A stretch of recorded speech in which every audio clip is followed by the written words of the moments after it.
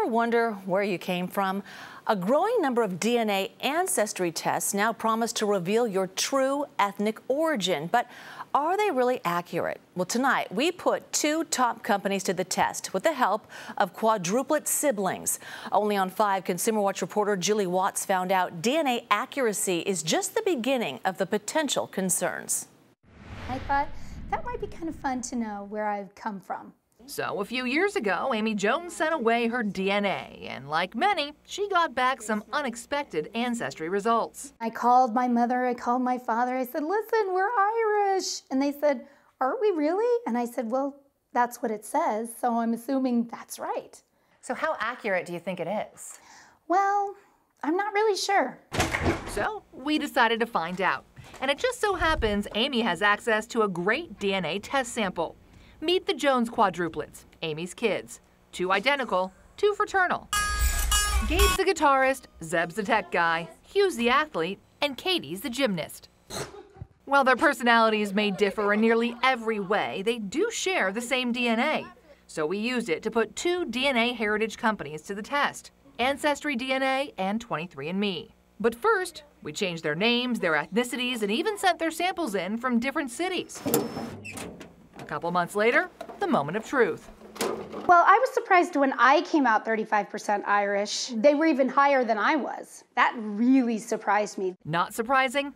While the results did vary a bit between the 2 ancestry sites, the identical twins' DNA results were nearly identical to each other. It makes me feel a little bit more certain about the test results. But on 23andMe, Katie was significantly more British and Irish than her brothers, nearly twice as much as the identical twins. I think that's extremely interesting.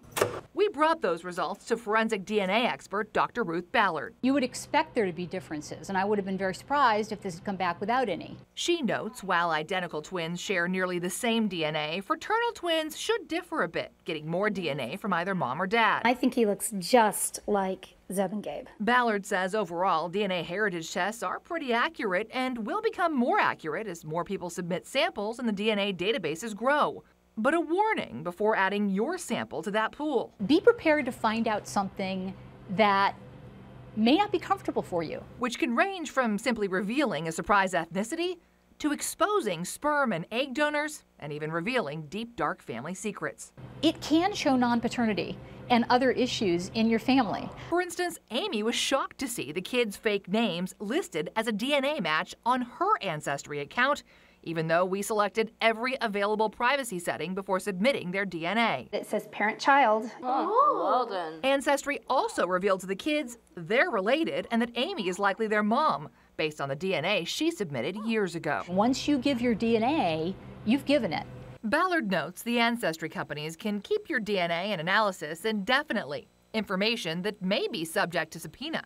Both Ancestry and 23andMe do allow you to limit how much other information you provide, like age, family history, and personal attributes.